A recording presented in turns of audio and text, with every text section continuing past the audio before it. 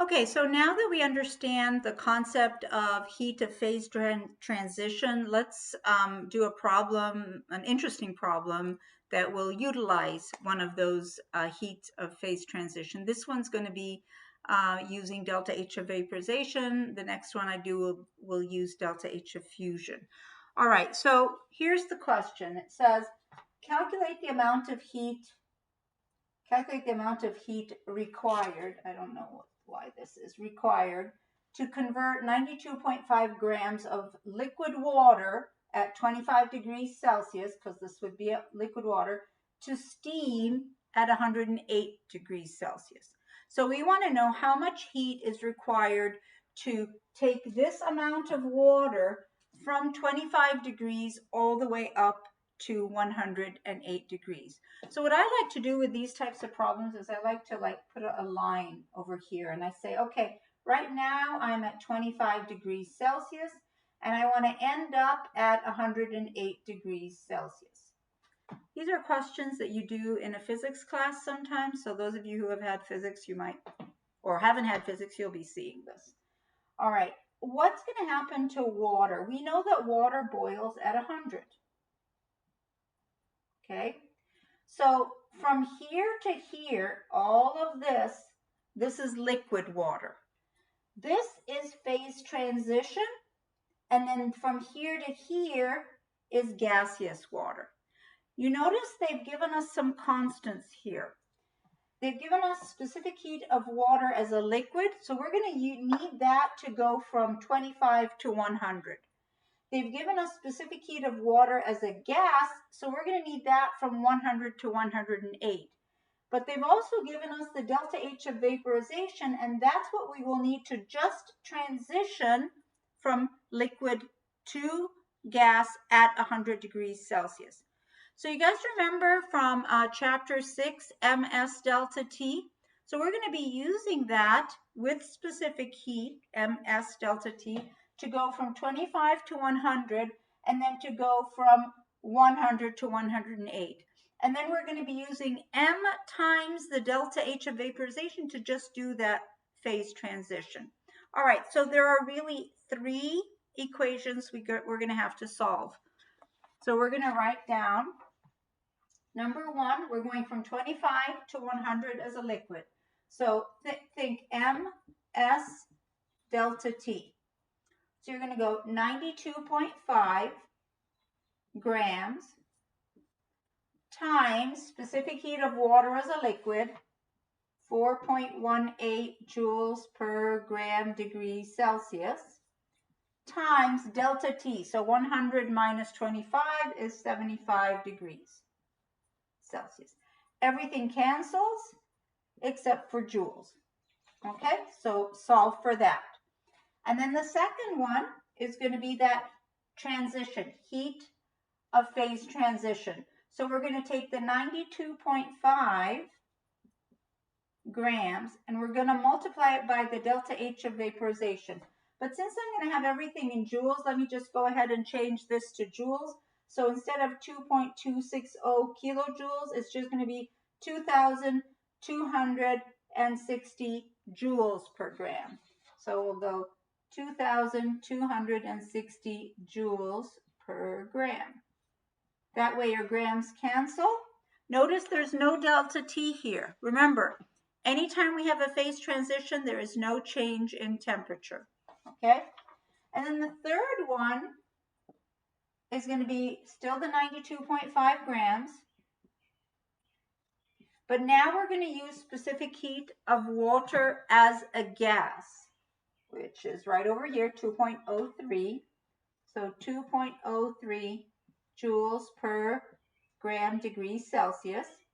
And then the delta T. What is the delta T here? Well, we're at 100 and we want to go up to 108, so that would be 8 degrees Celsius. Okay? Do the math for this one, math for this one, math for this one, and then what do you do once you've got these three numbers? You add them up. And that would answer this question. That's the amount of heat required to convert 92.5 grams of water at 25 to gas or steam at 108. So my numbers for this was I'm just going to do the sig figs at the end. 28999 joules for this one. And then for this one is, look at the heat of vaporization is quite high when you think of it. 29050 joules. And then this one is 1502 joules.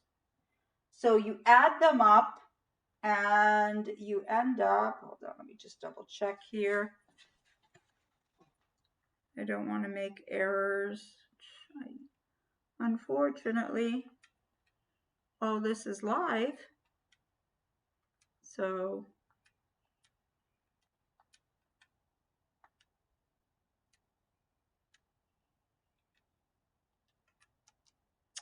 I get 239551.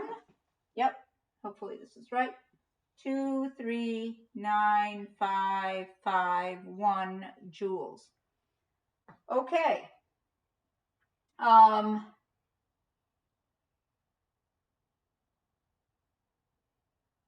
Yeah, it's good. All right, too many sig figs. I want to reduce it down to 3 sig figs. So it would be 2.40 times 10. If I want to do this in kilojoules, let me just go ahead and do it in kilojoules times 10 to the second kilojoules. Or it would be 2.40 times 10 to the 5 joules if you want to do that. Okay, there you go. Okay, so that's that problem. Let's do another one, but now we're going to use delta H of fusion. All right, let's do one with delta H of fusion. Okay, let's erase this. And here's the next problem. So that means we're going to start off, it's still going to be with water, but we'll have it start off with an ice cube. So basically this one says, calculate the amount of heat,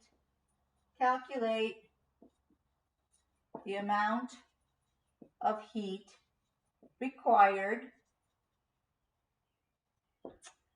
to convert 150 grams of ice. My decimal here is just telling you, make sure the 0 is significant. So I want 3 sig figs, okay? Calculate the amount of heat required to convert 150 grams of ice at minus 10 degrees Celsius to water, liquid water, at 40 degrees Celsius. So this is 10.0 degrees Celsius to 40. So again, if we do that little line thing, okay, we're at minus 10 and we want to go up to 40. So we know that melting / freezing is at 0, right? That's where they both, you have liquid water and solid water at equilibrium. So what are we going to do? We have to go from minus 10 all the way to 0. And here we're going to need specific heat of water as a solid. Remember in the last problem we used specific heat of water as a liquid and specific heat of water as a gas. Well, now we're going to be using specific heat of water as a solid, which is 2.09. The other one was 2.03. Yep, this one's 2.09 joules per gram degrees Celsius. So we're going to write down specific heat of water as a solid is 2.09 joules per gram degrees Celsius. We're going to write specific heat of water as a liquid. You're going to be given all these constants. 4.18 joules per gram degrees Celsius. We're going to need heat of fusion, and we've got delta H of fusion in joules per gram is 334 joules per gram. All right, remember, heat of fusion, we are not changing the temperature. Remember, anytime there's a phase change, no delta T is involved. All right, so we're going to have to go from minus 10 up to 0 using specific heat of water as a solid, ms delta T. And then we're going to do phase transition using delta H of fusion. And then we're going to go from 0 all the way to 40. So 3 steps, just like the previous problem. So let's go ahead and write down the 3 steps. Number 1, we're going to go from minus 10 to 0. So you're going to take that 150 ms delta T, guys. So M, and then S for this would be the specific heat of water as a solid, 2.09 joules per gram degrees Celsius. And what would the delta T be? Well, you're going from minus 10 to 0, so the difference in temperature is 10 degrees. So delta T is 10 degrees. Don't ever give me a negative delta T, guys. It's always a positive delta T, okay? So you do that number. And then the second one is the fusion. You're going to melt it, so there's no delta T here. So you take your 150 and you multiply it by 334 joules per gram, no delta T, okay? And then the third one, you've got your 150 times 4.18, sorry, let me put units, joules per gram degrees Celsius. See if you guys can see all this, okay? Times, now what would the delta T be here? Well, you're going from 0 all the way to 40, so the change in temperature is 40 degrees. Okay, so that's our setup. You plug in the numbers. I'm going to trust that I did this right. And you get these 3 numbers. Go ahead and do this at home so that you double check my math. And then you add all 3 of them together and you end up with 7 point, let me erase this so I can put the answer up here and hopefully you guys get the exact same answer. You get 7.83 times 10 to the 4th joules, or 78.3 kilojoules. Okay, hopefully that's okay. Now, just FYI, you could technically start off with an ice cube and go all the way up to a gas, right?